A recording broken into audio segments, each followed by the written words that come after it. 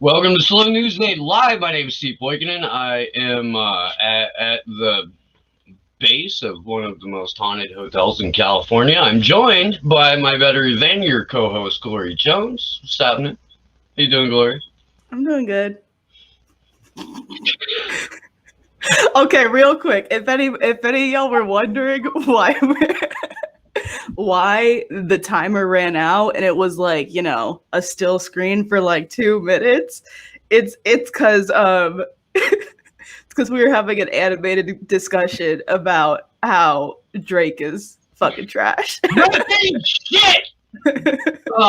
Sorry, Nico. We Sorry. love you. We love MCSC. Thank you for letting us join your network. But Drake is mid at best and fucking garbage at worst. And he can't do drill. List and a million Drakes would respawn. All you need is a decent producer, somebody else's beats, and somebody else's mediocre words, and you've got a million Drakes. Having said that, I fucked up over this week, and we had a miscommunication about time conversion, and so we missed our window to talk with Eva Bartlett today. And since the next week is so fucking crazy, and next weekend we're all going to be on the ground in Los Angeles. We'll be kicking that interview down the road a couple of weeks, but holy shit, next week we're all going to be hanging out on the ground in Los Angeles. If and that's the entire fucking like Slow News Day crew, me, Glory, Ali, and Sleepy Josh, all fucking live and in person and in person. Yeah.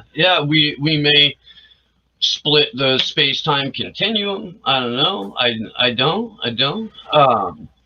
Looking fucking forward to that though. That's gonna be rad. You should probably change the YouTube title.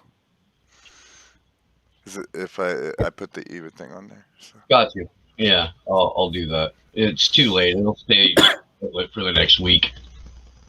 And because of that, it doesn't auto change. Yeah, it sucks. Yeah. Oh, we got a Super Ray already. Thanks, Raymond King.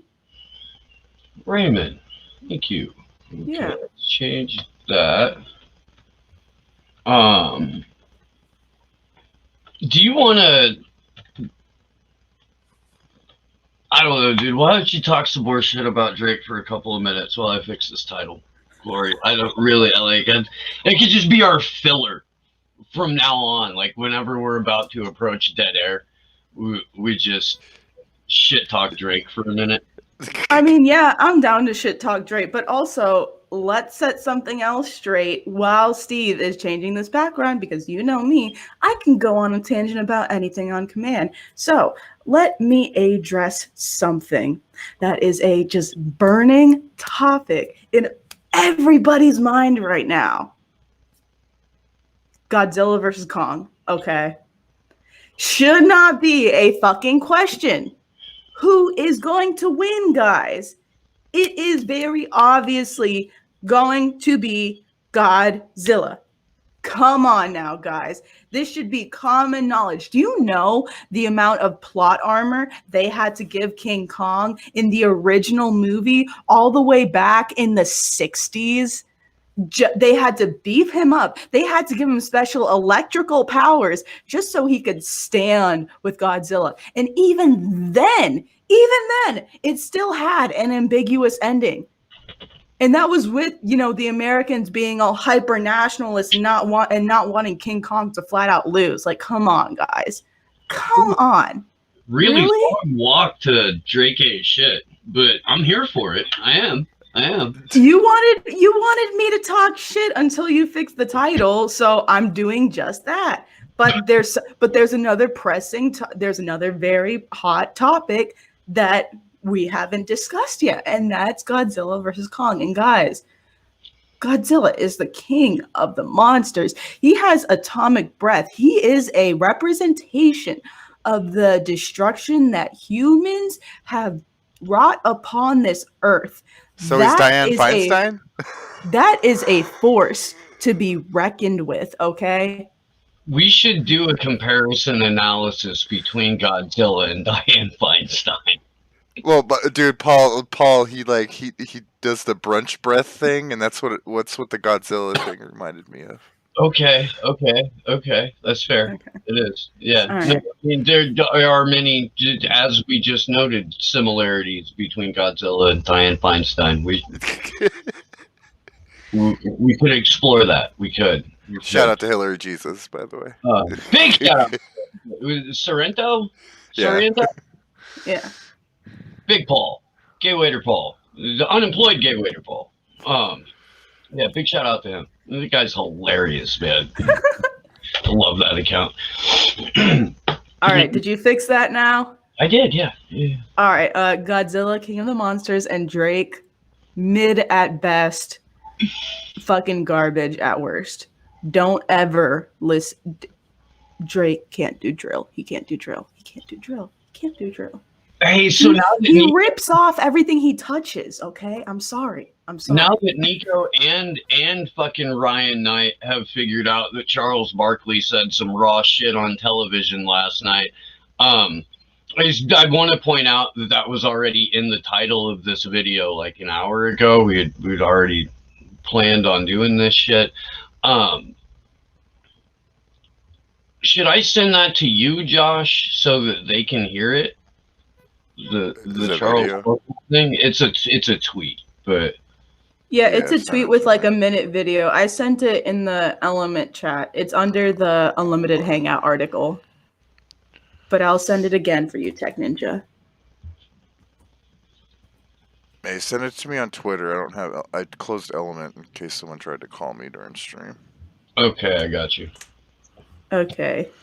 Abort. I don't want it popping up on the other screen. We do it live here, folks. There you are. Next. Send. Okay. Wait, did I just beat you? You did. All right, give me a second to set this up. You know what? I'll let you have that one because it made you happy. You let me have that one because I legitimately got there first. That's why you'll let me have it. It was not a race, you dickhead. If you wanted it to be a race, then we could have made it a race. It's a race now because I already won. Oh, okay. I see how it is. You know what? I don't feel bad about trying to scam your son out of money because he believes that King Kong is somehow going to beat Godzilla. I don't feel bad about that now.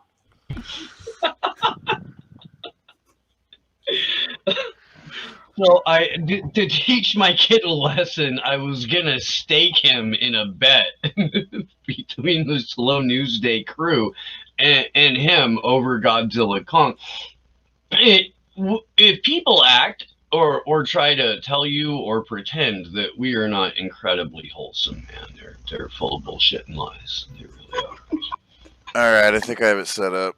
Because nothing's more wholesome than me trying to scam Steve's kid out of some money because he needs to learn that there's only one king and it's the king of the monsters. Or me staking him at usury rates just so that when he loses, he's forever indebted to me.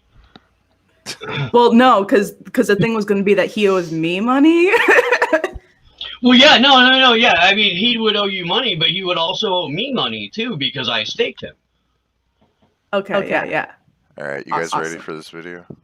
Hell yeah. Charles Barkley, ladies and gentlemen. That news, how painful it was. Yeah, but the one thing I took out of that piece was... Man, I think both white people and black people are great people. I really believe that in my heart. But I think our system is set up where our politicians, whether they're Republicans or Democrats, are designed to make us not like each other so they can keep their grasp of money and power. I truly believe in my heart most white people and black people are also people.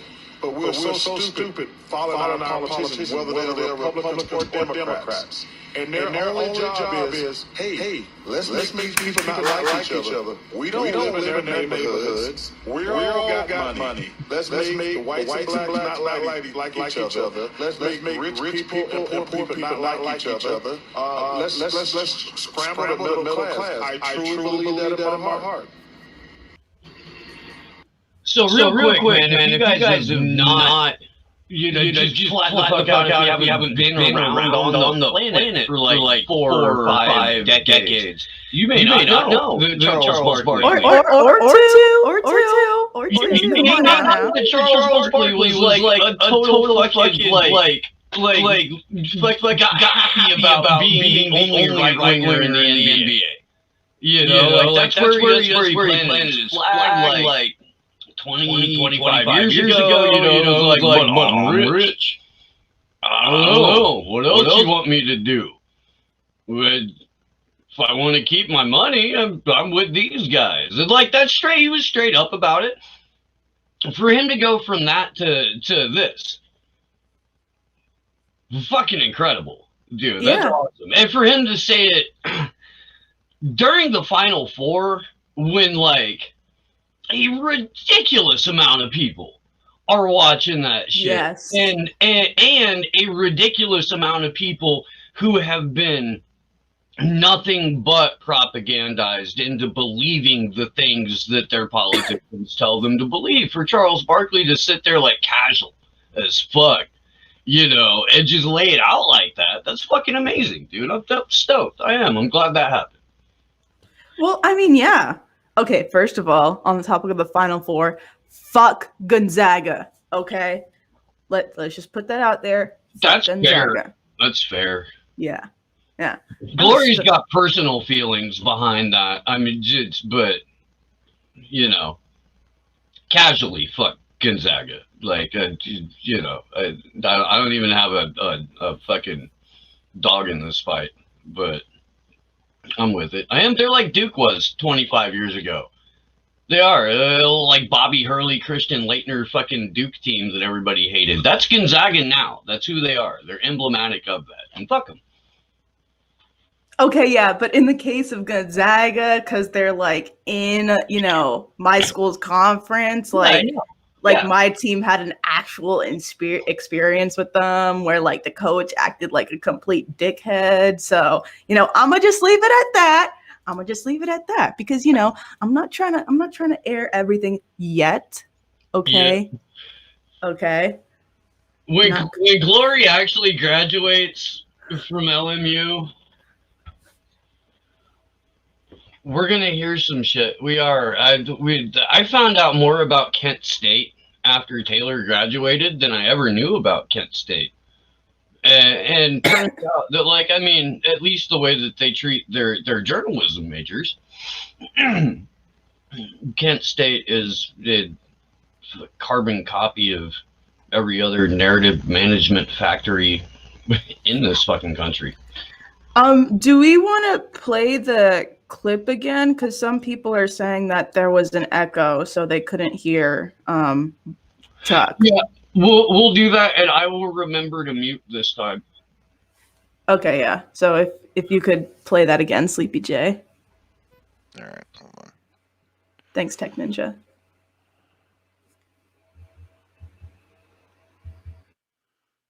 Make sure there's not an echo here.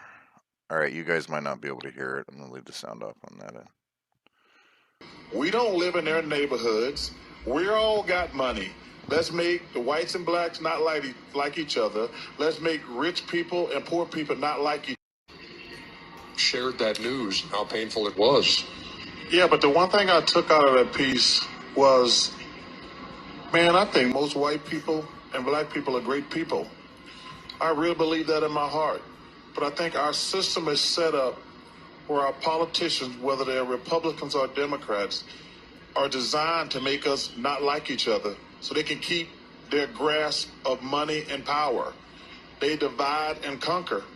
I truly believe in my heart most white people and black people are awesome people, but we're so stupid following our politicians, whether they're Republicans or Democrats. and their only job is, hey, let's make these people not like each other. We don't live in their neighborhoods. We all got money. Let's make the whites and blacks not like each other. Let's make rich people and poor people not like each other. Let's scramble the middle class. I truly believe that in my heart.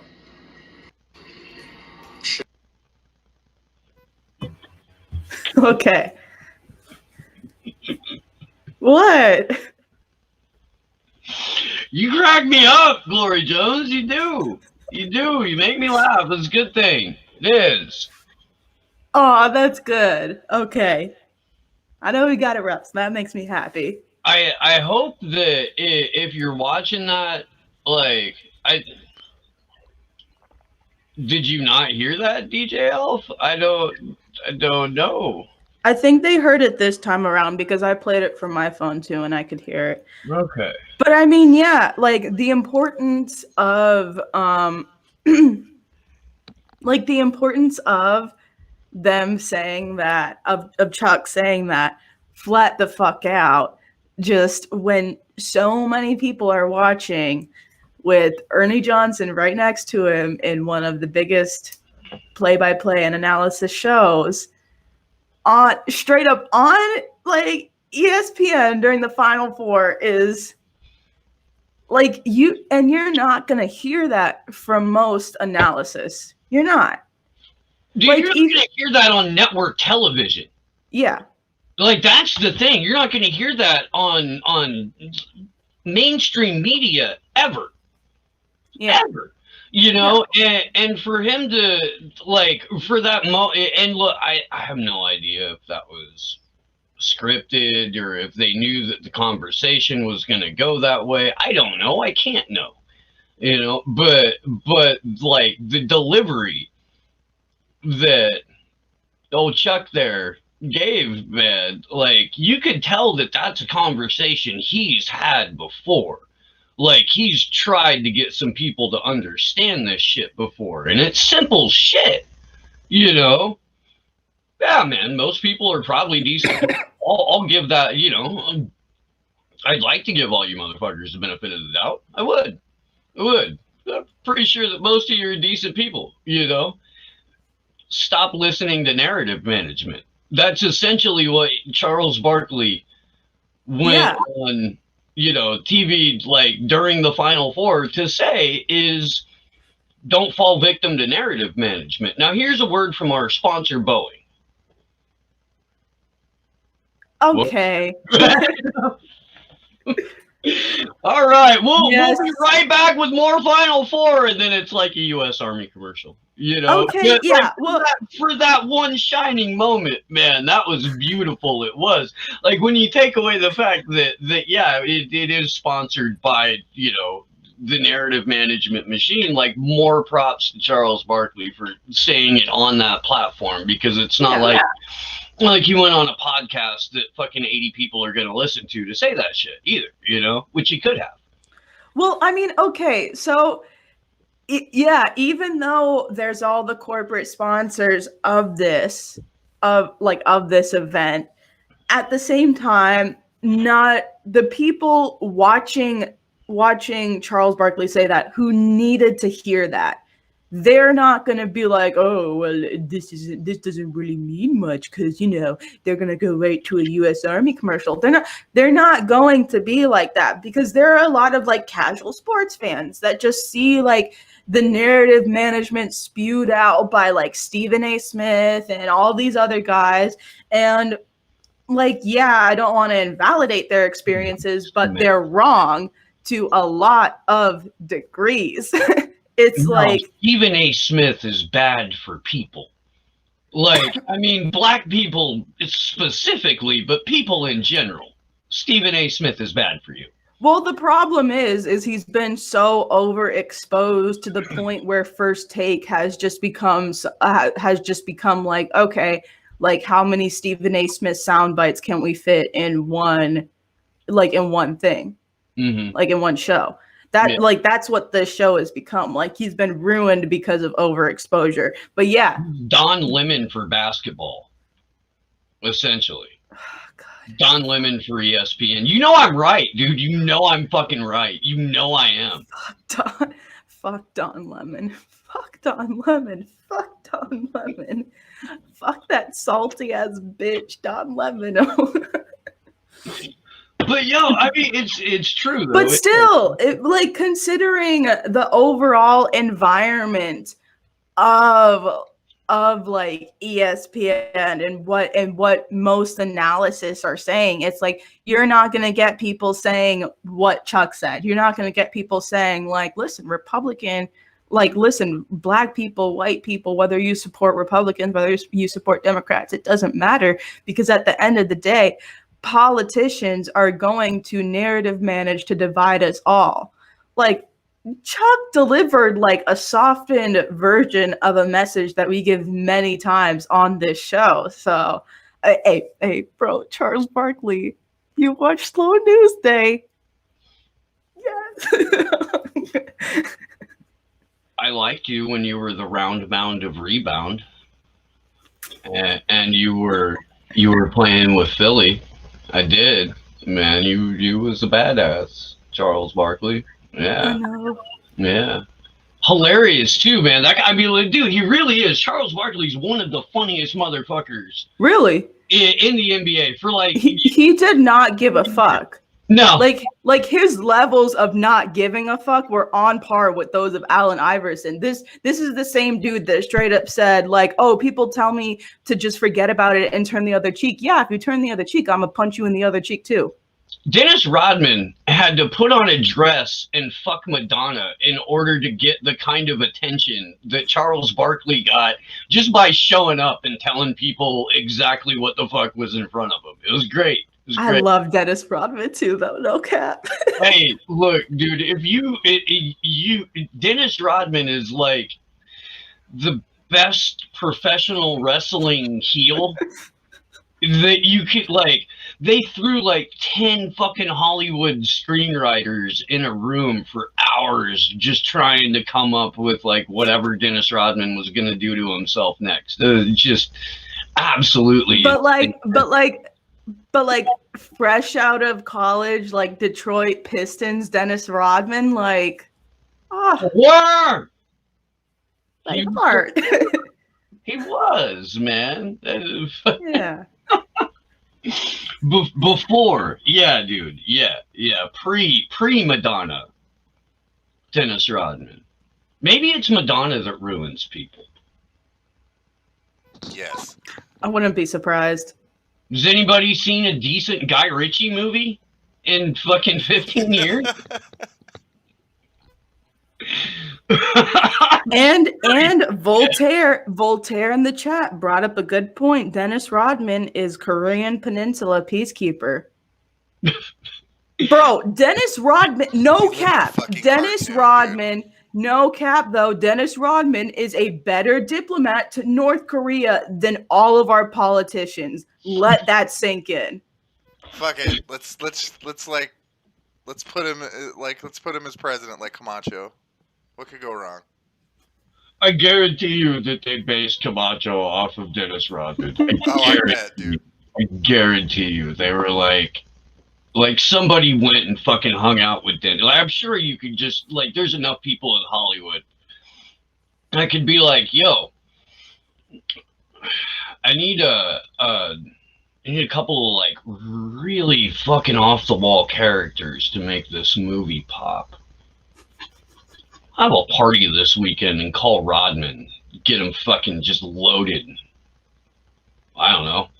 Have the writer's room come over and just watch. I'd be like, dude, that would work. It would. That would be an awesome thing to cover. Not the party, but like covering a Dennis Rodman trip to North Korea. That sounds like a attached to the press junket for that. I'm gonna find out. I do, but that's all curated by the State Department too, man. Like that's the other. It thing. is. It is. You know, like great. It is, but it's Dennis Rodman. Hey, look! If I was the CIA, and I found out that Best Korea's leader, you know, had like this absolute weird fucking fetish for all things Dennis Rodman, I'd be like, yeah, dude, put Rodman on a fucking plane right now.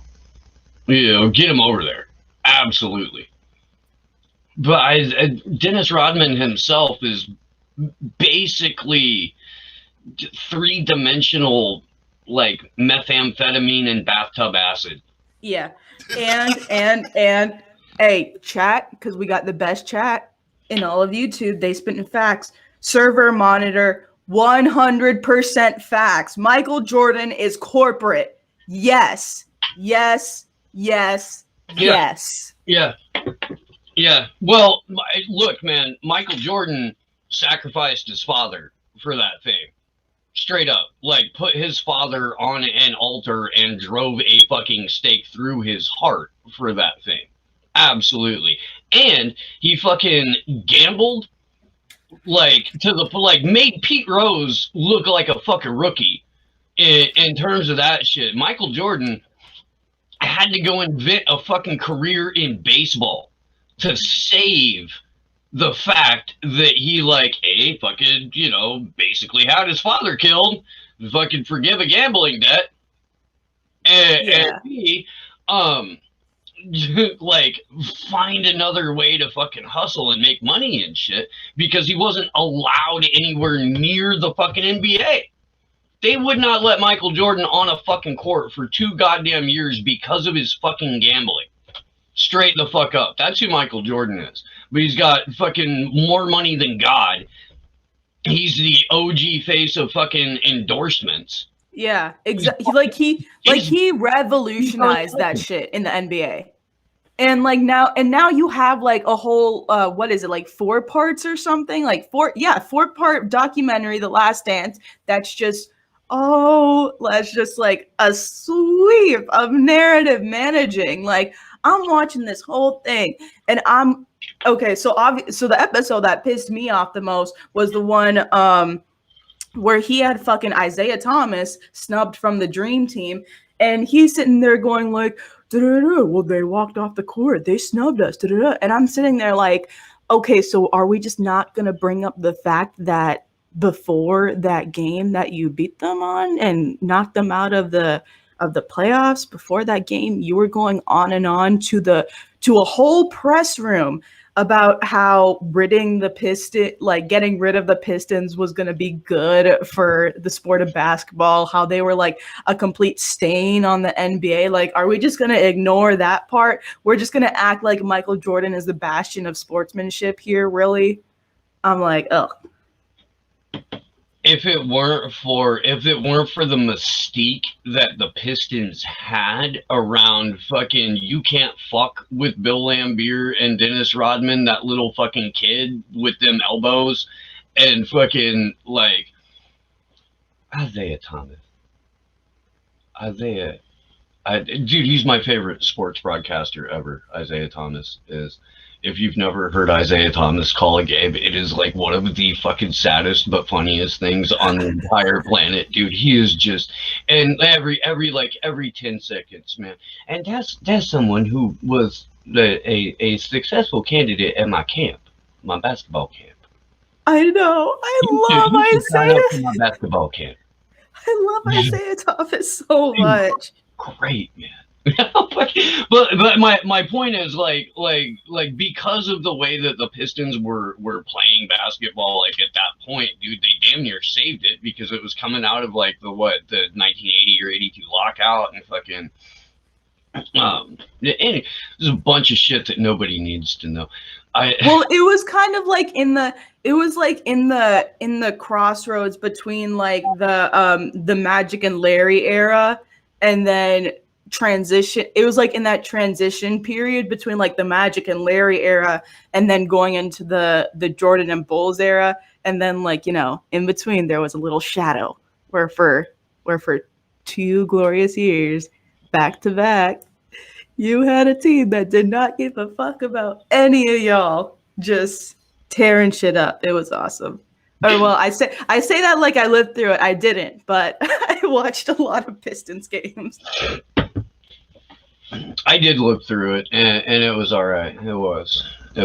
And look, man, like I didn't have any reason to not 100% believe the narrative about Michael Jordan. You know, I mean, that was like my teenage years were those years. I went and saw some of those games.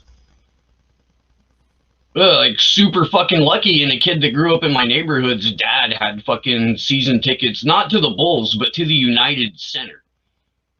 Like any game at the United Center, he had tickets for. And so I got to go to the United Center a lot. Fucking, I got to watch a couple of those fucking, you know, like absolute fucking all-star dominated fucking championship fucking Bulls teams. I did. And got to watch some of the fucking, you know, the NBA legends fucking go at it, dude. But I mean, even then, it kind of seemed like it was scripted.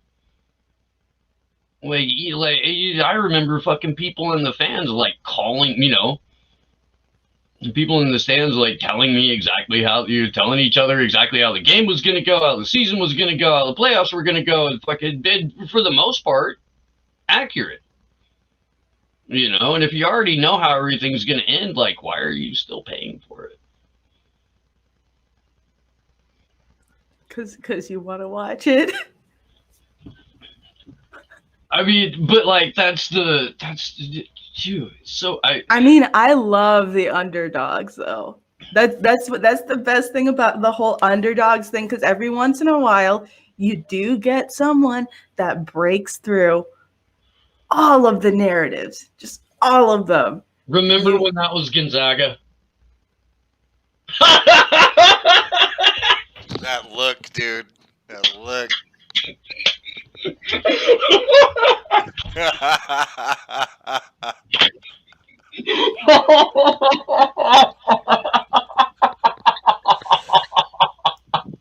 gonna drive to Santa Cruz.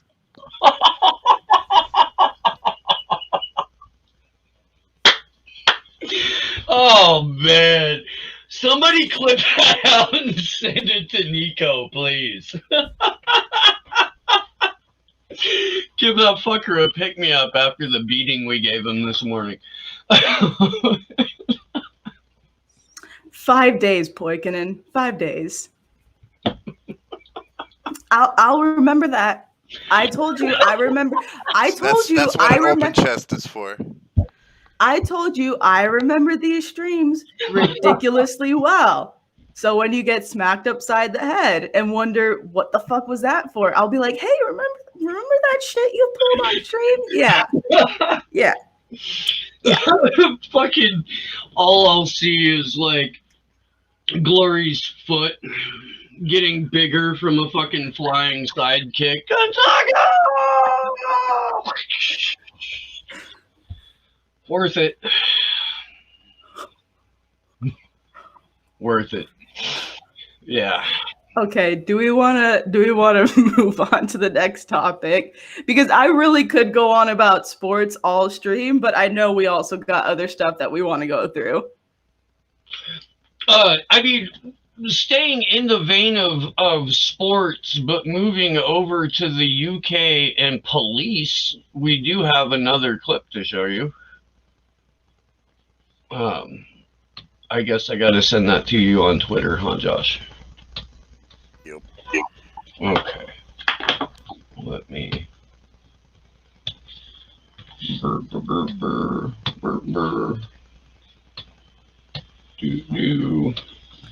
Besides, this is a conversation that I also want to save to have with our fellow MCSC colleagues, Pedro and Brooks over at the Hear Me Out show.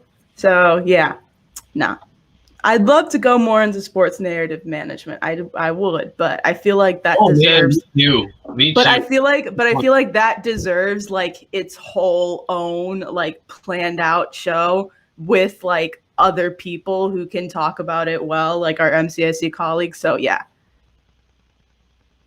But we'll give you a taste of it on this show. We will. People are like, I don't know. I guess if you have only ever heard us talk about the shit that we talk about on the show, it's probably weird. We have other fucking lanes. Man. You got that, Josh? Yeah, I got it. Okay. So switching gears here real quick. Let me set up what's going on.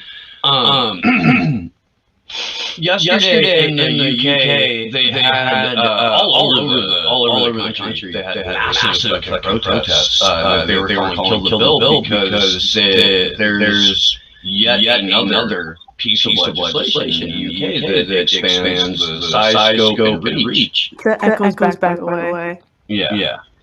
It's probably because we have the video queued up, but Yeah, I had it so you could hear it. I turned it off. Okay, so protest for upcoming police legislation in the UK, and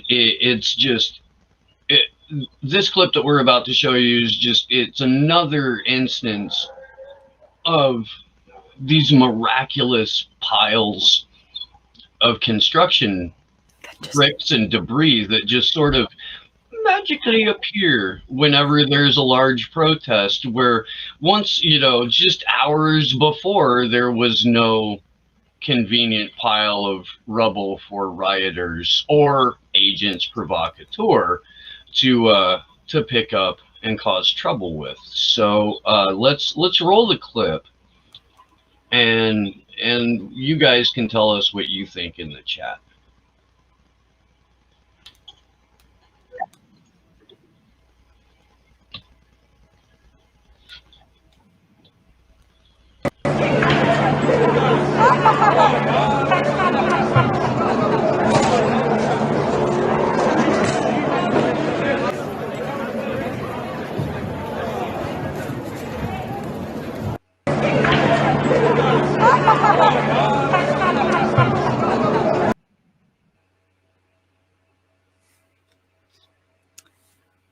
Steve, you're muted. What do you guys see there? Here you go, love. Just take this pile of bricks right here, and that's. And then a fella with a leather jacket and a bag and a mask on, his face covered, and he stops and picks up a shit from the pile, and the cops are right there to help him.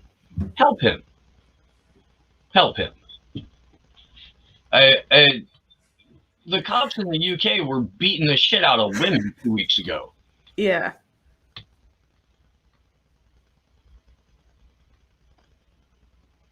I mean, it's mad what's happening in the West, because you can get different flavors of it. You can either get what happens in LA or Minnesota or Santa Cruz, where the cops are just beating the shit out of people indiscriminately and tear gassing and shooting at them.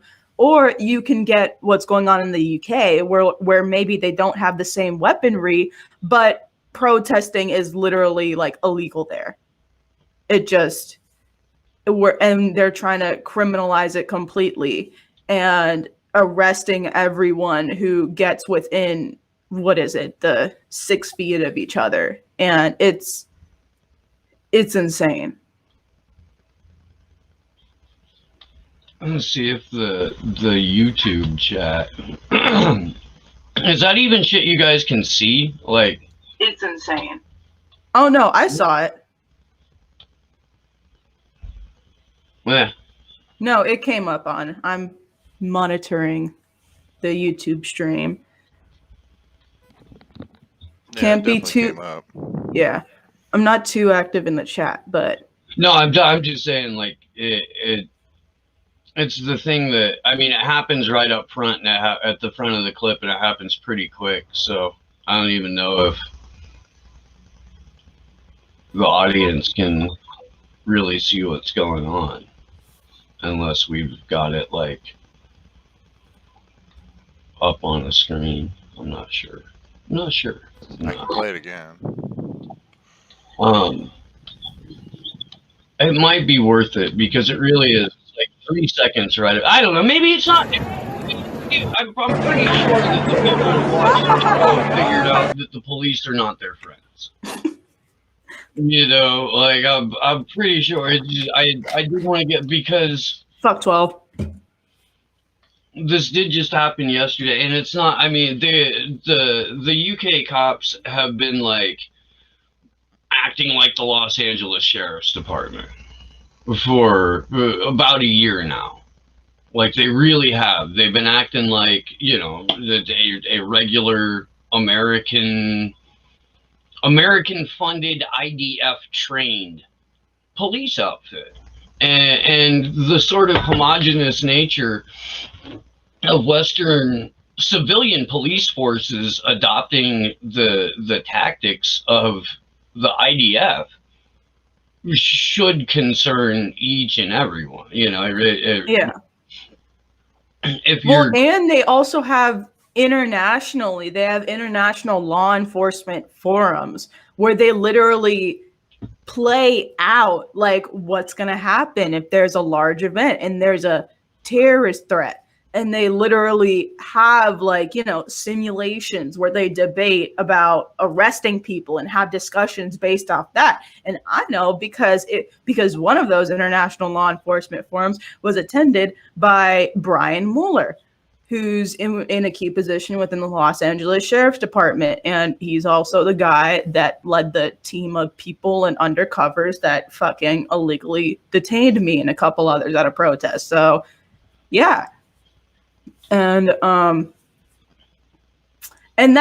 international law enforcement forum he went to, I saw, was also attended by members of the British police too, and Hong Kong police, and German police, and police all over the West, really. But yeah.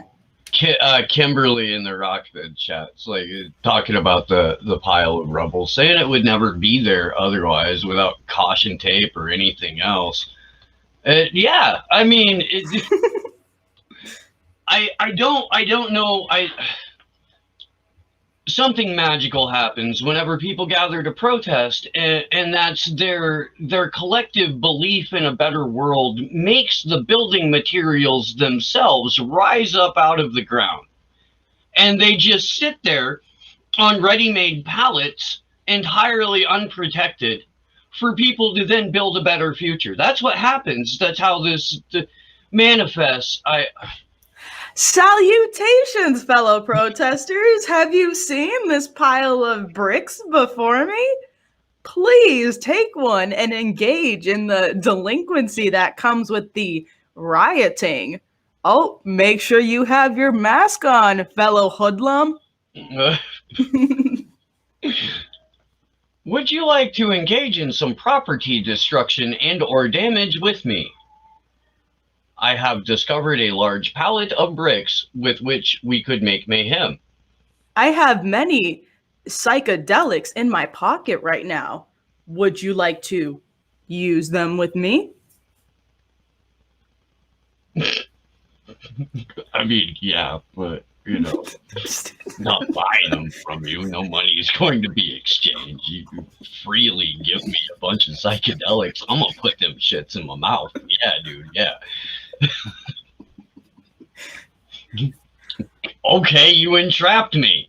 Now I'm having a better time.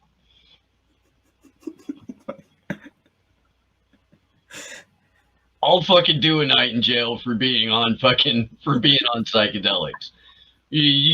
Like, seriously, how much time can you spend locked up just for being on something?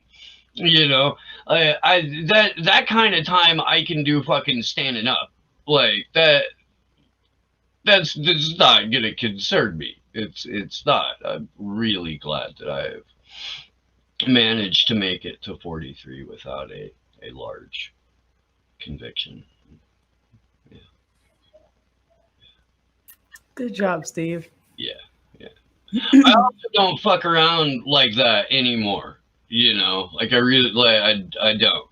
So it's way easier to avoid being arrested for having large amounts of illegal substances on you when you no longer have large amounts of illegal substances on you. Yeah. I figured that'd be the case. Yeah. Man. Oh boy. Don't incriminate yourself, Steve. I'm not. I am not. I've seen some wild shit though. I really have. Fucking all well in the rear view mirror, Kevin. Yeah, fuck off, Kevin. Long time ago. Hey, yo, Kevin, watch yourself. Because all of the Slow News Day crew is going to be live together in person. I don't know how you going to fare in that, Kevin. I'm just saying. Yeah, look, the cool thing about being able to hang out in person is that they can only listen. They can't really interfere unless they, raid the house or drop a bomb on it. And I understand that we're in the era of pre-crime. I do. In fact, we should do that story. I've got something on that. But we don't advocate, or we're not calling for violence. We're not calling for really, until they pass a law that says you can't say "fuck the police." I think we're okay. I don't know. Yeah. But let me jump over to this because it is another confirmed pre-crime arrest, this time coming out of San Diego. So this is coming from the Activated podcast. That is some shit that we don't need up. San Diego Police Department raided an activist's house on March 23rd for what he said on social media and at local protests, and falsely claimed he was part of Antifa. They sent him to a psychiatric hospital for an evaluation and served a gun violence restraining order. Mm-hmm. So, this is legit. They arrested this kid for saying the only way cops will learn is when an 1199 occurs. Police code for officer down. They literally included him saying, "Fuck the police and all cops are bastards." He never threatened an officer and no criminal charges have been filed. But they did get to fucking arrest him. They did get to throw him in a psych ward. Yeah, for screaming shit at a protest. For screaming, "Fuck the police, all cops are bastards, fuck the government" at a protest. That should concern you guys, because we yelled "fuck Bill Gates" going down Washington D.C. We yelled "fuck the state." Yeah. I played the fucking Collateral Murder video. Oh, hey, Allie. Good morning. Hey, Allie. Good morning. Good afternoon. What's going on? No, I mean, but we did. Like, there were 60 or so of us who were walking up the street in Washington, D.C., screaming, "Fuck the CIA, the FBI, the NSA, Bill Gates," and a number of other people. It was incredibly cathartic and wonderful. But, to think that your house could get raided for that. This is why the fuck we're organizing in the first place. This is why we need you with us when we do these events, because this is fucking tyranny. Mm-hmm. They went and raided this dude at his house for some shit that he said at a protest, because maybe in the future the words might become acts. Not that they have, not that he's done anything. Again, if you remember the dude back in January with Daniel Baker, right? Yeah. The guy. He was a vet. Yeah. Yeah, and in both of these cases, you guys, it's not the white supremacists that are being gone after. Like right after the Capitol thing happens, all of these pre-crime arrests are occurring with activists on the left. They falsely said that this dude was a member of Antifa and used that as a reason to throw him into a psych ward against his fucking will, and only because he was able to communicate with, the professionals that they had at that facility. And I understand that I'm using these words loosely because it is a mental health facility connected to the state of California, and I know more or less what those who's staffed there. But it was only because he was able to talk to them and be like, no, I'm really not a threat to myself or anyone else. I'm not trying to hurt anybody. I said some shit on Twitter last week. I'm not real sure why I'm here. Like, once that was determined at the psych facility, they released him. But fuck, dude, this is where we're at now. And by the way, we done fucking told you that all of this was going to happen. And people called this crazy. Yeah. Yeah. We told you vaccine passports were going to happen. And the same people that called us crazy are now like waving around their fucking, vaccine, like proof of vaccine, like it's their. Oh my God. I got my second dose just yesterday, Steve. Put some sparkles on it. I mean, fuck, dude, like. It's really weird. Real weird. What the hell? But yeah, you don't get to, like, hold your vaxport over my head as a sign of your intellectual superiority. When you called me crazy for telling you that you were going to have one 6 months ago. It's not how that works. It's not. No. Well, if people would have just maintained social distance more, okay, then we wouldn't have had to have the vax passports. That'll be their argument. It'll always still come back to somehow it was everybody else.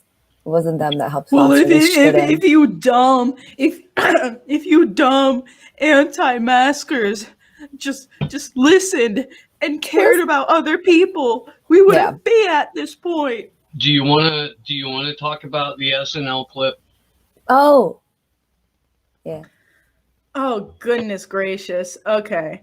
Yeah, hold up. I'm going to shoot that over to you, Sleepy J, cuz wow. Yeah. Wow. Which was something you're talking about, the like little pretend game show, right? Yeah. That was something that I noticed earlier too, with just listening to the Department of Health Human Services months ago, talking about like different various like campaigns, again, narrative management to get minorities to take the vaccine because they're usually skeptical. I wonder why. Wow, dude. Yeah, no, when we last like, I don't know, November maybe, when we had Corey on, and we were talking about the vaccine. There was some initiative, that where they were going into barbershops. They were like basically paying barbers to be narrative managers for them for this vaccine. Yeah, which is dumb because like the barbershop is literally like the greatest place to go and have some dude in the corner talking about, hey, yo, Tupac's alive and living in Cuba right now, right? Yeah. Like that's the kind of environment that the barbershop is. And it's like a cornerstone of our community. And now they're going to pay people to fucking go in there and be like, hey, yo, but did you hear about this new vaccine, though, bro? And it's like, no. They'd be like, dude, get out of here with that shit. Come like, here. our communities are 100% justified in being skeptical about this vaccine. Yeah. And everybody should be. Should be. So I don't know if you have the clip up yet, Sleepy.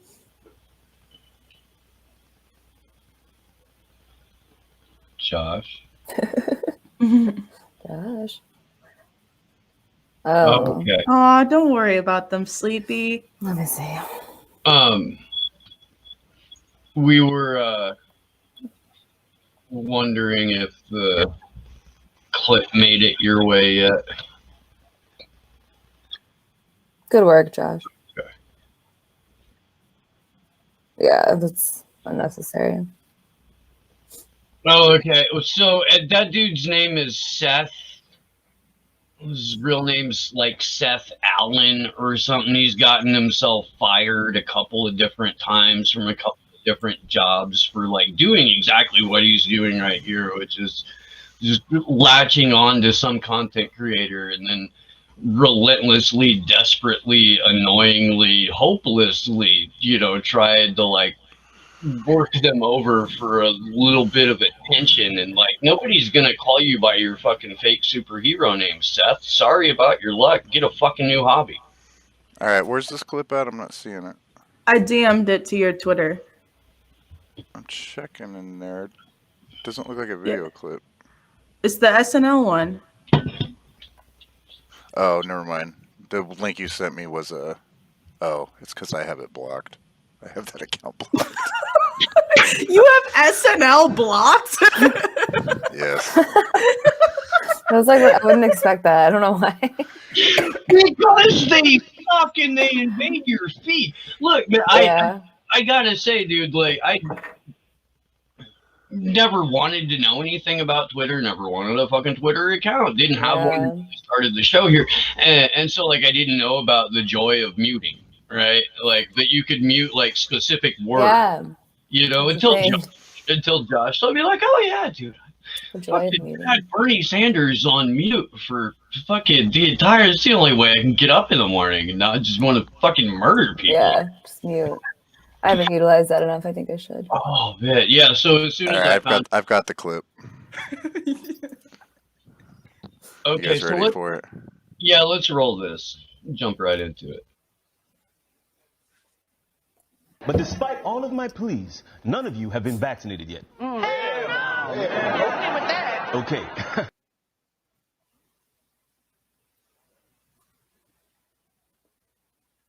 No, I'm a medical doctor working on the front lines of COVID.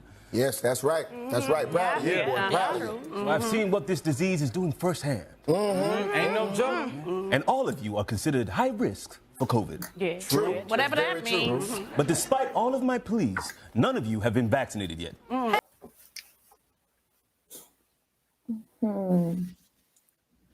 So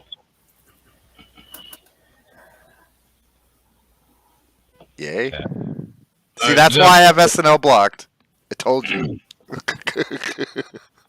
I mean, look, you fucking have those guys blocked. I spent a good 20 years, with them sort of on a mental block. Saturday Night Live is for like 14-year-olds who are just getting introduced into comedy, and that's supposed to like show them the door to like what actual funny is. Yeah, like they're supposed to get there eventually. They're not just supposed to stay there.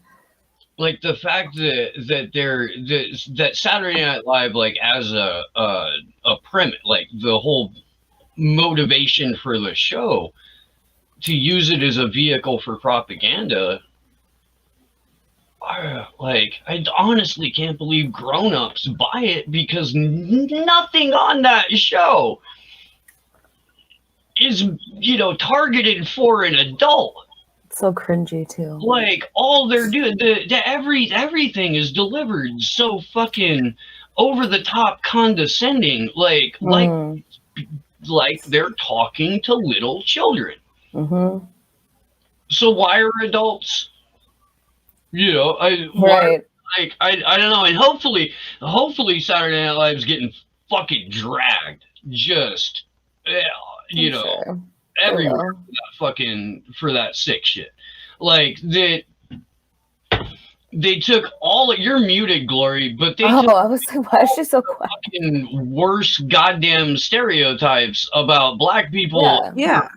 and fucking threw them into that little. Mm-hmm.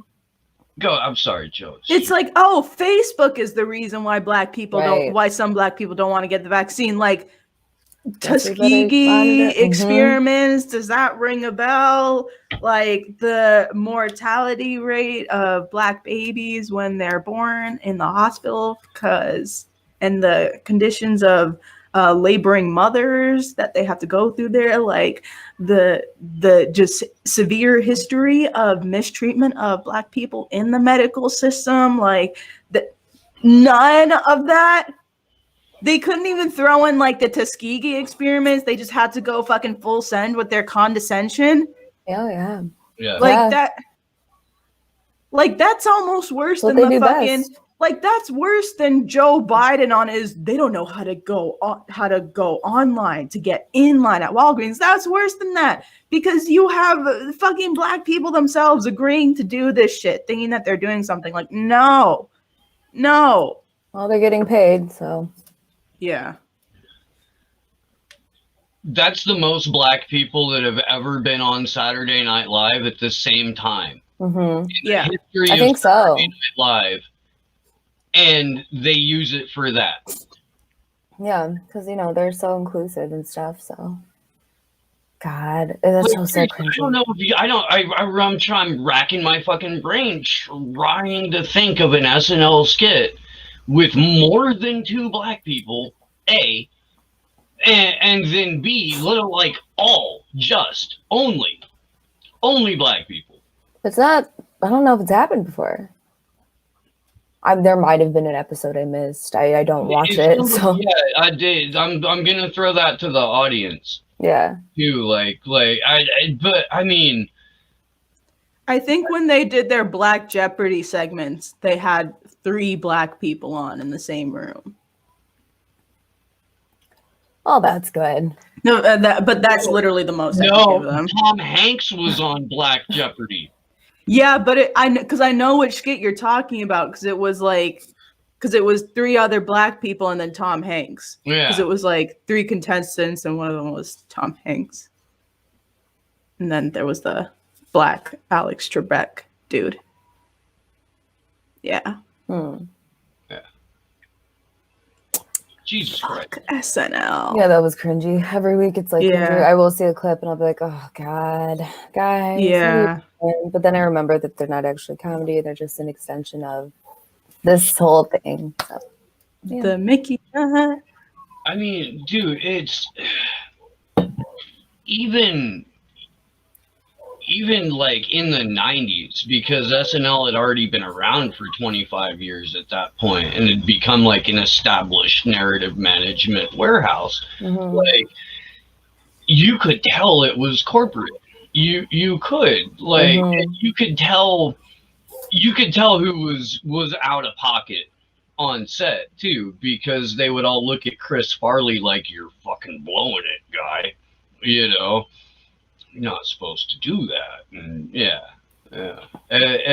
I mean, shit, dude, the hoops that like all of the black comedians on that show have had to jump through just to get that spot. Like, there's a really weird thing that in entertainment, in Hollywood, on television, where like in order for a black dude to be accepted, he's got to emasculate himself or show up in a fucking dress or some shit like that. And it's the weirdest thing to me to like observe. Like I don't understand it. I don't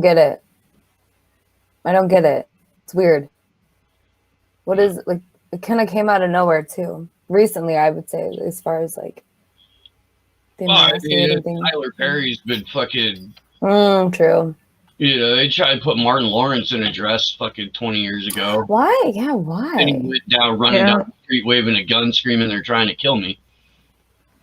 It's so weird. Yeah. I mean, on that. Go ahead. Oh, I mean, you can finish your point because I was going to say, kind of on this note, do we want to go over the Whitney Jeremy article that they did, or because I want that article to get more attention. So, I mean, but people in our chat probably already know about it, but it's like still want to go over it. Do you want to? Yeah, no, that's fine. And while that, like, we should remind people one more time that in a week there's going to be a whole bunch of events going on. I'm actually going to pull up the list here. Oh, Prime Cat, his Rockfin icon. It's like animated because it's like the We're All Assange thing, but like the We're All Assange goes in like a little circle. That's so nice. Okay, so as of April 11th will be 2 years since Julian Assange was illegally and violently trafficked out of the Ecuadorian embassy after they got a $4.2 billion bribe in the form of an IMF loan. And journalism in general has suffered immensely since.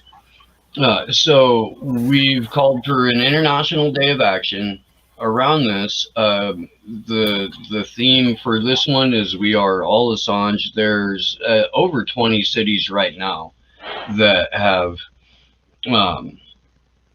stepped up to have events. We're Los Angeles, LA, DC, Denver, Tulsa, Raleigh, North Carolina, Seattle, Washington, Chicago now. I'm probably missing a couple. And then there's a couple events in London, Melbourne. Mexico City. Yeah, I was getting there. But Melbourne and Adelaide. In Australia, Wellington, and Auckland in New Zealand, Vienna, Mexico, Toronto, Frankfurt, Dusseldorf, Glasgow. I have no idea what ULM means, Alex. I don't know. And we're also looking at events in Brazil, South Korea, Venezuela, and Switzerland. So a good little list there. Yeah, and growing. I have no idea where the fucking echo's coming from, but yeah, I'm not hearing that. I don't think it's me. I don't hear an echo. Maybe turn down. Do you have that article, Jones, or should I? Oh, I've had it queued up. Okay. Okay, so this is by Jeremy Lafredo and Whitney Webb. Love y'all. Big ups, Unlimited Hangout crew. Tanzania's late president Magufuli, science denier or threat to the empire. I love that rhyme. Just want to point that out. While his COVID-19 policies have dominated media coverage regarding his disappearance and suspicious death, Tanzania's Tanzania. Oh shit, my bad. Tanzania, it probably is. I think it is. Tanzania's John Magufuli was hated by the Western elites for much more than his rebuke of lockdowns and mask mandates. In particular, his efforts towards nationalizing the country's mineral wealth threatened to deprive the West of control over resources deemed essential to the new green economy. Less than 2 weeks ago, Tanzanian Vice President Samia Suluhu Hassan delivered the news that her country's president, John Pombe Magufuli, had died of heart failure. President Magufuli had been described as missing since the end of February, with several anti-government parties circulating stories that he had fallen ill with COVID-19. During his presidency, Magufuli had consistently challenged neo-colonialism in Tanzania, whether it manifested through the exploitation of his country's natural resources by predatory multinationals or the West's influence over his country's food supply. In the months leading up to his death, Magufuli had become better known and particularly demonized in the West for opposing the authority of international organizations like the WHO in determining his government's response to the COVID-19 crisis. Real quick, there are some fantastic clips on YouTube of former President Magufuli just fucking thrashing these narratives. Bro, it's like Sankara levels of smoke. It's like, ooh, fun. Yeah, dude, he went like deep in the fucking paint every single time. I know. It's it's like Lumumba levels of smoke. Yeah, dude, like totally not fucking around. And I don't know, John, I've got one of them pulled up, but I'm not sure who I should get it to in order to get it played. We'll probably get a fucking. Oh. We'll get some kind of like content warning. It's not like we're monetizing the fucking video anyway. Yeah. Right. I mean, at this point, we've kind of been like daring YouTube every stream to give us a content warning. Stunned they haven't. Yeah. I really do. I recommend watching at least one of these or two just to get a sense of who this guy was. I'm going to send you one over on Twitter if you want to. Yeah. Well, and in the article, they go into his his history of clashes with the West as well. But I do agree though. It's nice to watch it. The article's great. Yeah, I'll go back to the article real quick while you're queuing that up and just get through this introduction part. However, Magufuli had spurned many of the same interests and organizations angered by his response to COVID for years, having kicked out Bill Gates-funded trials of genetically modified crops and more recently angering some of the most powerful mining companies in the West, companies with ties to the World Economic Forum and the forum's efforts to guide the course of the Fourth Industrial Revolution. Fucking rock on. I love that shit. Indeed, more threatening than his recent COVID controversies was the threat Magufuli posed to foreign control over the world's largest ready-to-develop nickel deposit, a metal essential to electric car batteries and thus the current effort to usher in an electric autonomous vehicle revolution.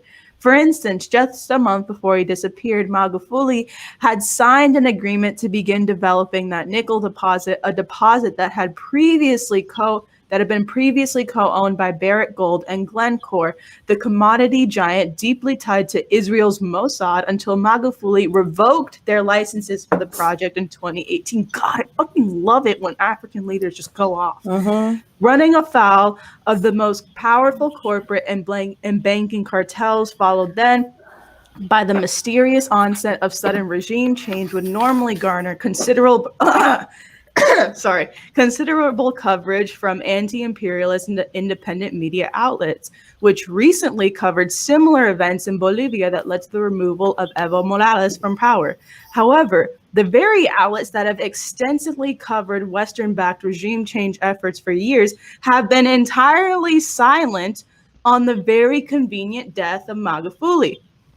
Presumably, their silence is related to Magufuli's flouting of COVID-19 narrative orthodoxy, as these same outlets have largely promoted the official narrative of the pandemic. Yet, regardless of whether one agrees with Magufuli's response to COVID, his sudden departure and Tanzania's new leadership is a defeat for a widely popular domestic movement that sought to mitigate and reverse the centuries-long exploitation of Tanzania by the West. Now, with Magufuli's lengthy disappearance followed by his apparent sudden death from heart failure, the country's future is now set to be determined by the Tanzanian politicians with deep ties to the oligarch-beholden UN and the WEF. In contrast to Magufuli, who recently stood up to predatory corporations and imperialist designs on his country, Samia Suluhu and Tanzanian opposition politician Tundu Lissu are poised to offer up their country's resources and their population on the altar of the Western elite-driven Fourth Industrial Revolution. And real quick, I want to point out as well, they note how his death was from heart failure. The CIA developed a heart attack gun in the 70s. Yeah, in the 70s. And it was untraceable back then too. So imagine how much, like, how developed it is now. That's horrifying. Just mysteriously vanished. I wonder what happened. Died from heart failure. Most famous and recognizable individual in the entire country of Tanzania just vanished. Just gone. And then mysteriously reappears, only to drop dead of a heart attack. All right, I got that clip up. Oh, please roll that. Oh, yeah. Hell yes.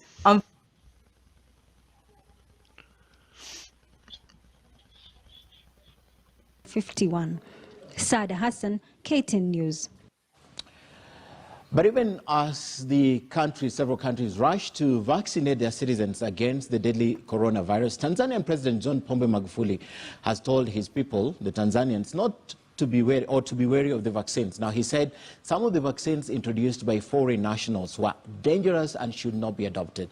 Magufuli was speaking in Gedo area in Tanzania today. Unajifukizia huku unamuomba Mungu, unaswali, unasali, huku unapiga zoezi la kufanya kazi la kulima mahindi, kulima viazi, ili ule vizuri ushibe, corona ashindwe kuingia kwenye mwili wako. Do we not get a translator or subtitle from this? Apparently not. Like, I want to know I get the vibe. Right, no, I mean, like, I'm but yeah, what's it saying? Yeah, I mean, this is a guy who, like, specifically tells you the name of the company responsible for it. Na walikochanjwa huku wamekuja huku wametuletea corona ambayo ni ajabu ajabu. Want me to keep playing this? Like, fuck. Imara. This kind of loses a little bit of the magic when you don't. Yeah, when you don't have the translation. Get the actual translation. But I mean, yeah, dude, just hard at homework. Find it on your own time. Yeah, if you're a fan of Patrice Lumumba, then you'll like Magufuli. I promise. I mean, if anything, also we can find it later and post on the Discord or something. But RGB homework, one of those. Well, and we on, like, all of this got put together about 30 minutes before we went live because we were supposed to be having a conversation with Eva Barkley. Okay, that's yeah.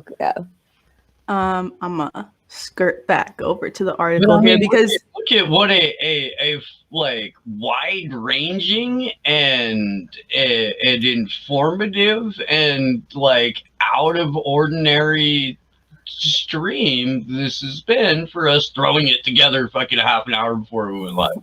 Yeah, bro, that's Scoop Gang for you. That's what it is.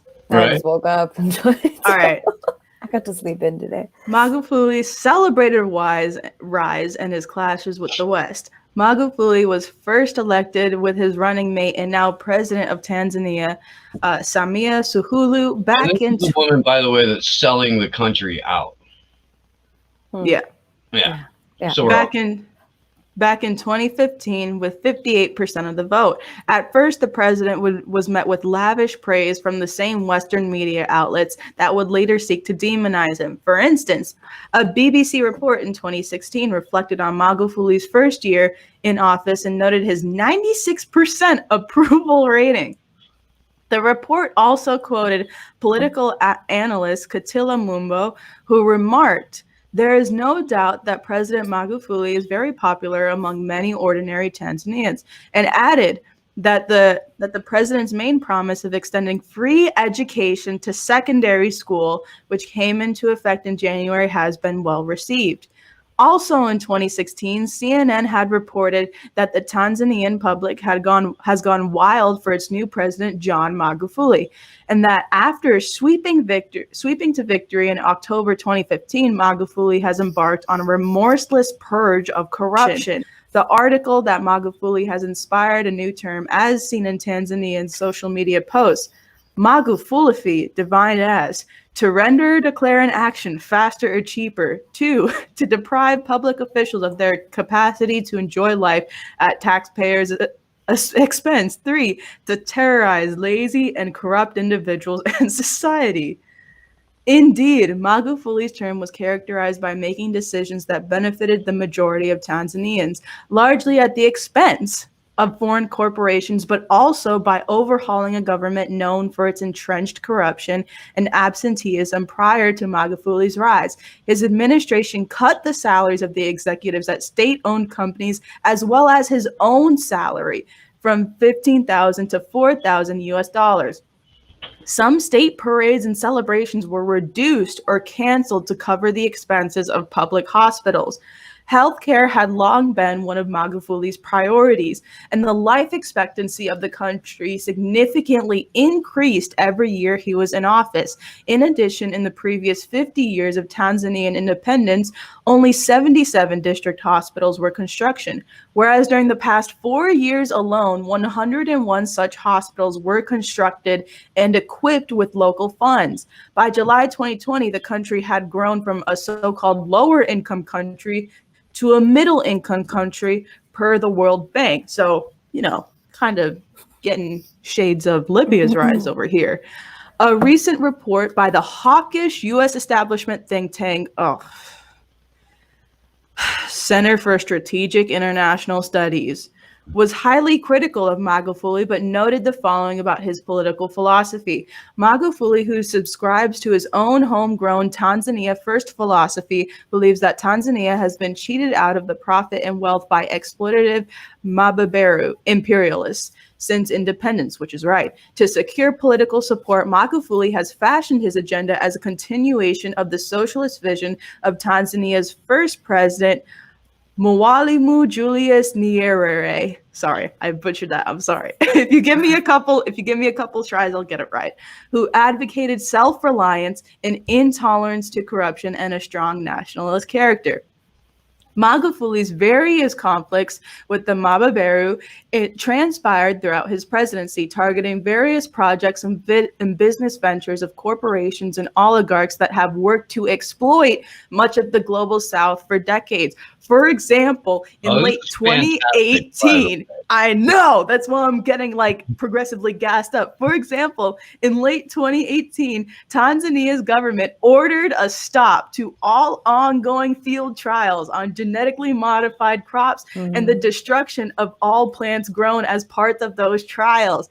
Those trials were conducted by a partnership called the Water Efficient Maize for Africa Project, which was a collaboration between Monsanto and the African Agricultural Technology Foundation, a nonprofit funded by the Bill and Melinda Gates Foundation, the Rockefeller Foundation, GM Seed, agrochemical giant Syngenta, PepsiCo, and the U.S. Agency for International Development, long known to be a cutout for the CIA. Then, in January of 2021, a month before Magufuli's disappearance, Tanzania's agriculture ministry not only announced the cancellation of all research trials involving genetically modified organisms in the country for the second time, it also announced plans to institute new biosafety regulations aimed at protecting Tanzania's food sovereignty by scrutinizing Western seed imports. Historically, the U.S. has been particularly harsh to countries that resist the integration of GM biotech in their food systems. According to a State Department cable from 2007 published by WikiLeaks, Craig Stapleton, then U.S. ambassador to France, advised the U.S. to prepare for economic war with countries unwilling to introduce Monsanto's GM corn seeds to their agriculture sectors. He recommended the U.S. calibrates a target retaliation list that causes some pain across the EU for the bloc's resistance to approving some GM products. In another cable from 2009, a U.S. diplomat stationed in Germany relayed intelligence on Bavarian political parties to several U.S. federal agencies and the U.S. Secretary of Defense, telling them which parties opposed Monsanto's M810 corn seed and spoke of tactics that the U.S. could impose to resolve the opposition. The U.S. government's use of food as a weapon for imperialist agendas became de facto policy when Henry Kissinger was Secretary of State during the Nixon administration. During that period, a classified report was produced by State Department that argued that the population of the developing world threatened U.S. national security and posited that food aid be used as an instrument of national power to advance U.S. empire. So excellent article. Push pause on the article for a minute too, man. Just again, 2021. Don't be afraid. You can do it. Don't be like 2020. You can do it. Do not be a bitch ass like 2020. Sack up and take Henry Kissinger. Come on, 2021. You can do it. Yeah, you can. Really. Come on, we believe in you. We believe in you. You can do it. Yeah, come on. Look at how you've done already. I'm sure we got some new people to the show now. I have offered to every year on the anniversary of Henry Kissinger's death, throw a party. You're all invited. We'll have music and dancing and games and much mirth and merriment as we celebrate the death of an absolute monster. Henry Kissinger at this point is merely sentient liver spots, and they're all horribly evil. I'm just cracking. Every liver spot is arguing with each other for like dominance over the creature that Kissinger has become, and for like which branch of evil it is going to specialize in. Come on, 2021, you can do it. You can do it. Don't be a little bitch. We believe in you. We do. Allie, it'll be easier to keep a straight face for this, like the more you're on the show, and then you'll be able to participate too. But now you seem to be this is a reoccurring theme with us. Yeah, you'll get there. You will. I promise. Like what I was telling Jones yesterday. Like we have that clip. The Geoff lives don't matter. And to hear like Glory and Josh fucking just chuckle like through all of that makes me feel great, because at this point these guys have got to be so fucking desensitized to my particular brand of humor that like if I can get a genuine belly laugh out of them now, I'm like, fuck, dude, that was yeah. I know, I feel the same way too. It's funny. It's brilliant. Yeah.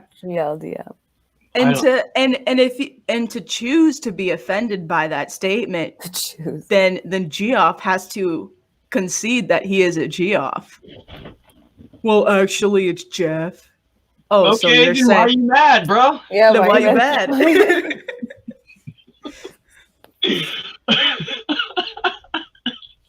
All right, I'm gonna go back to the article. Hashtag GLDM. Yeah, I was gonna say. Yep.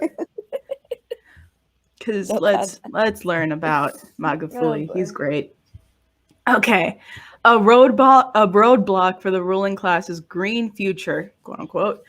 Magufuli's role in robbing Big AG of a foothold in Tanzania a month before his disappearance and death certainly cast suspicion on the circumstances surrounding his demise. Yet, if that weren't enough, Magufuli, during the exact same time frame, greatly angered the most powerful commodity corporations in the world across the sectors of mining, oil, and natural gas. Fucking love this shit. Particularly damaging to foreign corporate interests and agendas was Magufuli's targeting of the foreign-dominated mining sector in Tanzania, which contains some of the world's largest deposits of minerals essential to the fourth industrial revolution-related technologies. With 500,000 tons of nickel, 75,000 tons of copper, and 45,000 tons of cobalt, Tanzania sits on a mountain of mineral wealth and, more specifically, minerals needed for next-generation batteries and hardware that are themselves essential to the effort to rapidly implement smart infrastructure and automation globally. Within Africa, Tanzania has the continent's second largest mining sector, second to only to South Africa. In the years prior to Magufuli's rise, Tanzania had offered relatively low tax rates and little regulatory oversight for mining companies. Yet in 2017, Magufuli declared economic warfare on foreign mining companies, and his administration followed through on the declaration, passing 2 laws that provided the government with a much greater share of the revenue from the exploitation of Tanzania's natural resources.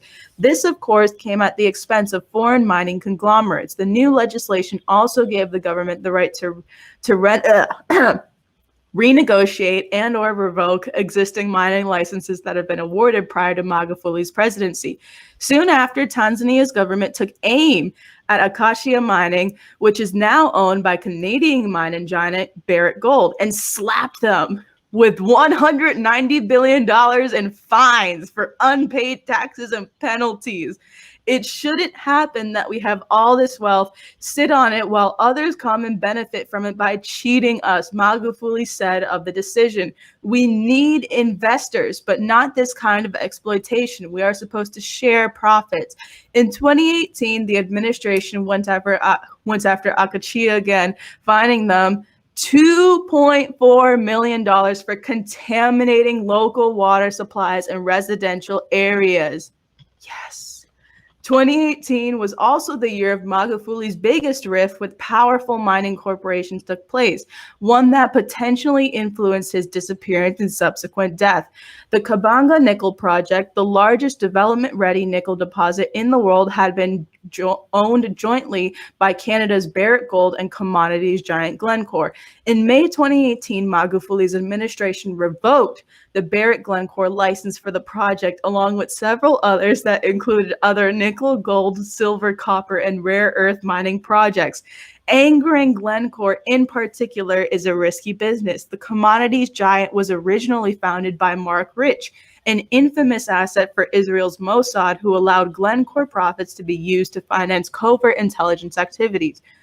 Rich and Glencore's intelligence ties are discussed in greater detail in Part 4 of Whitney Webb's series on the Jeffrey Epstein scandal, which y'all should read too, although I love our chat, so I know you have. Today, Glencore is closely linked with Nat Rothschild, the son and heir of the scion of the British-based branch of the large elite banking family, who purchased a $40 million stake in the company and was largely responsible for orchestrating Simon Murray's appointment as Glencore's chairman, as well as his close friendship with Glencore CEO Ivan Glasenberg.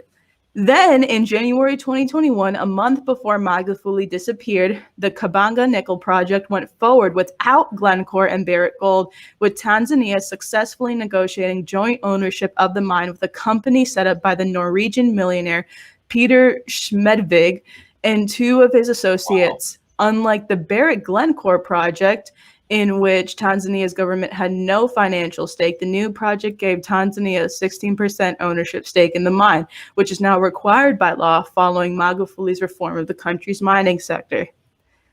The loss of Kabanga was clearly a grave one for Barrick Gold and Glencore, given the central role nickel and his specific deposit in Tanzania are set to play in the production and implementation of smart technologies. Nickel, among other uses, is a key component of the batteries used in smart technology, specifically in electric vehicles. As a result, the demand for nickel is projected to rise dramatically in the next few years, in part due to the current effort to phase out most motor vehicles and replace them with ones that are both electric and self-driving. The importance of nickel in the so-called Fourth Industrial Revolution has been underscored by the WEF, which estimates that demand for high-purity nickel for electric vehicle battery production will increase by a factor of 24. In addition, last month, Tesla CEO Elon Musk, said that nickel is the biggest concern for electric car batteries. In addition to Tanzania's valuable nickel reserves, it can be argued that Tanzania's other most significant mineral wealth lies in its graphite reserves, which rank as 5th largest in the world. In 2018, Oxford Business Group estimated that Tanzania would become one of the top 3 graphite producers on the planet, with the World Bank estimating that graphite demand will increase 500%. Tanzania now holds a strong bargaining position in the global market. The global lithium-ion battery market is expected to grow at a compound annual growth rate of 13.0%, and these batteries usually require both nickel and graphite, both of which are plentiful under Tanzania. As Elon Musk put it, lithium-ion batteries should be called nickel graphite batteries. Last year, Elon Musk tweeted, "We will coup whoever we want, deal with it," in response to accusations that the U.S. government backed the 2019 in response to accusations that the U.S. government had backed in the 2019 coup in Bolivia so that Musk Tesla could acquire rights to the world's largest lithium reserves, another mineral critical to electric vehicle battery production. A few months before Musk's infamous tweet, the foreign minister of Bolivia's coup government had written a letter to Musk, stated that any corporation that you or any company can provide to our country will be gratefully welcomed. Fuck you. In relation to the country's mining sector, these incidents underscore U.S. empire's current willingness to engage in regime changes to ensure control of mineral deposits considered essential to emerging technologies in the Fourth IR. In the case of Tanzania, it is worth noting that Glencore, which had its ownership of the Kabanga nickel deposit revoked by Magufuli, is closely tied to the World Economic Forum and is part of the forum's Global Battery Alliance, as well as its mining and metals blockchain initiative, both of which focus on supply chains for minerals deemed essential to the Fourth IR. Also of interest is the fact that Tundu Lissu, the Magufuli government's most vocal critic and a main source for all mainstream media Tanzania reporting, was formerly employed by the World Resources Institute, a US-based nonprofit and strategic partner of the World Economic Forum. The WRI aims to build clean energy markets and value supply chains. Supply chains will inevitably depend on cheaply sourced raw materials like nickel, graphite, and cobalt. The World Resource Institute has received no less than $7.1 million from the Bill and Melinda Gates Foundation, and according to WRI donor page, they received no less than $750K from the West's most powerful corporate actors, including Shell, Citibank, the Rockefeller Foundation, Google, Microsoft, the Open Society Foundation, USAID, and the World Bank. Lissu praised news of Magufuli's sudden death as a relief and an opportunity for a new beginning. Fuck off. Tellingly, he also spoke very effectively of the country's future under Magufuli's vice president and current president, Samia Suluhu, suggesting that she will take the country in a direction very different than that of her predecessor. Thabit Jacob, a Tanzanian academic at Denmark's Roskilde University, was quoted in Upstream saying that Rostam Aziz, one of Tanzania's wealthiest businessmen and ex-parliament member who had a major falling out with Magufuli over tax policy, could soon become a key player in the new government, meaning big business will play a bigger role in the country's future. Rostam owns Caspian Mining, the single largest Tanzanian mining firm and a frequent contractor for Barrick Gold. So, it's 10 till noon. We have a show at 3. Yeah. Pacific, so 6 East Coast. And I think Misty's coming on for that too. Nice. For our Sunday afternoon Rockfin thing. I'm going on a show called Deborah Gets Red Pilled here in about 10 minutes. And the concept being the dude started a whole ass podcast to like prove to his mom that he's not crazy and she's been buying a bunch of bullshit her whole life. Yeah. And so I'm gonna go on with Adam and his mom. Yeah. And big shout out Allison Mason, because I was on their Team London show yesterday. So big ups. Love what they're doing there. Yeah. We love both Allies. Yeah. But that's fair. That's fair. But yeah. Yeah, we can definitely continue this article in the afternoon, but this is just a good background on President Magufuli and just another tragic story of the downfall of a global South leader who committed the terrible crime of helping his country prosper and increasing their chances for self-sufficiency. So. Yeah, without selling out, the natural resources and literal individuals in his own country in order to yeah.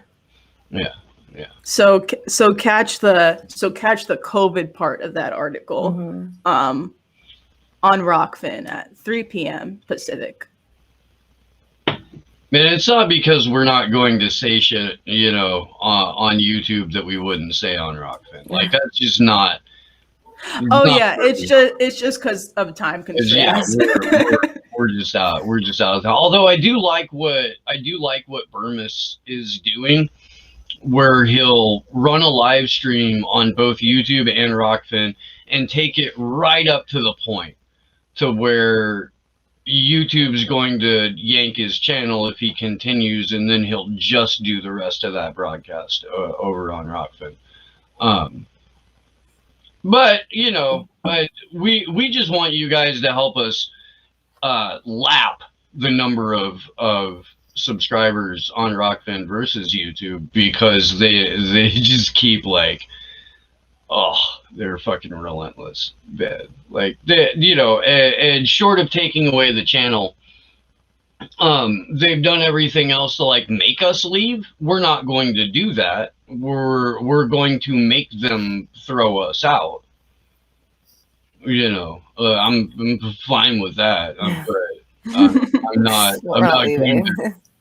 not going to change anything about the way that we do the show. I'm not going to change any of the content that we cover, and I'm certainly not going to use code words for, the individual behind me on my backdrop there. That guy's name is Julian Assange, and he's a torture victim. And if you're playing cutesy with the guy's name, it really does make me want to fucking punch you. It really does. It's pretty gross. Yeah. It's a fucking hella gross. At any rate, thanks for hopping on, Allie. That was late. Overslept. Yeah. Well, you've been up here. How's your week been? All that kind of shit. We got we're gonna close out in the next several minutes, but let people know what you've been up to, what you've got going on, where they can keep up with you. Well, you can keep up with me here, of course, and then on Twitter right now. That's still my name is complicated one. It's AL 5 underscores and Y. So I'll put it in the chat too on Twitter. I'm just getting ready for next week. That's all I got right now, honestly. I'll be more lively later, I promise. You know me, I'm not good at pretending. It's been a long week, but can't complain. Just a long week, as you can see. So yeah, that's what I got. Chloe Jones, what do you got?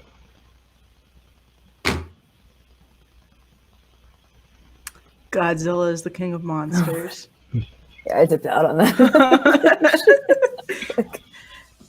But this was a good stream. I'm kind of impressed with how great of a stream we put together with little time coming off of scrambling a bit. But You know, in the I'm gonna be on my Garland Nixon shit. It's all zen. Yeah, that was it. Yeah, catch the rest of this article. Catch me getting progressively angrier that the global South can't have a self-sufficient country. And big up Team London for having me on their show.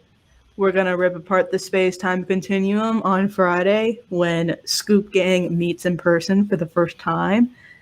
And are we all going to be in LA on Friday? Is that a thing? I mean, I'll be in LA on Friday. I know Will Jones. Hey, we know. Okay. God. Yeah, and I'll figure this out with Sleepy Josh, but figure out what time I'm getting to his place, and then because I'll get up at fucking 4 o'clock in the morning and see you in Stockton at fucking 6:30 with fucking coffee. Get in the fucking truck. That's me. Like, I don't. Really? Are you a morning person, Steve? I don't wake up mad. I don't and I don't wake up like I don't wake up chipper or any of that. Yeah. Shit, you know, compared to me, you're fucking chipper when you wake up. I was impressed. You guys were up very early. Sleepy fucking cracked me up when he was just like, Glory, I can't see the video. And I'm like, I DM'd it to you on Twitter. He's like, yeah, it's because I have it blocked. Yeah. Good times. That fucking cracked me up. I don't know, I'd like to be in LA before fucking afternoon commute traffic. I would. Oh, for sure. We should probably get there, before 4 for sure. Yeah, aim for 3. This is a great conversation to be having on stream, guys. I'll be at your house by 9 o'clock. Oh, Jesus Christ. Steve, go red pill the lady. I'll probably just sleep in the car anyway. That's fucking fine, homie. That's fine. Hold up, Jordan. I know you're not thinking that Godzilla ain't gonna win this fight. Yell, bro. Bro, you smoking dick if you think Godzilla ain't gonna win this fight, okay? No, bro, you could get in on the betting pool that we have. You can holler at me in the Discord. Right now, it would be you and my 15-year-old kid on the side of King Kong. That you encouraged to do this, I must say. Because I'm starting to rethink that.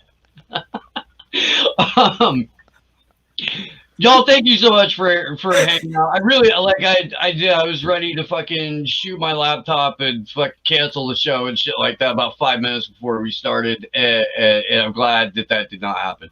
Yeah, I got him all fired up, saying Drake ain't shit.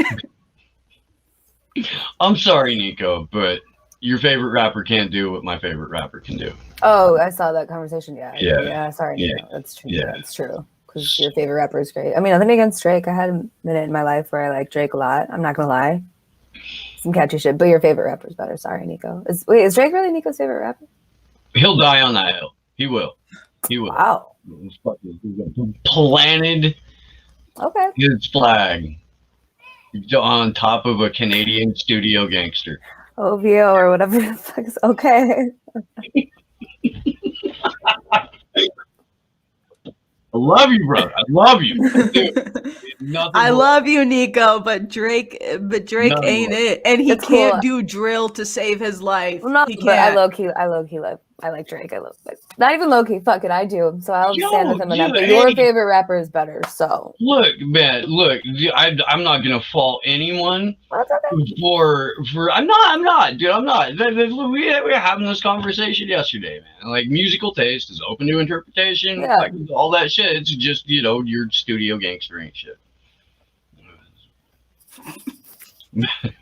Love it for what it is. But yeah, no, favorite rapper of all time. I don't know. To each his own. Okay. Big thanks to Sleepy Josh on the 1s and 2s, and to my incredible co-host, Ali Alexander. and Glory Jones. Everybody out in the chat, man, we fucking love you guys. Thank you to the people who sent super rays. And we'll be back in 3 hours, I believe, with Misty Winston. Thanks, Steve Venwright, for the other super ray. Thank you, Steve Venwright. I love your edits. They're fun. We'll see you soon, guys. Good luck to us all. Love y'all. Bye.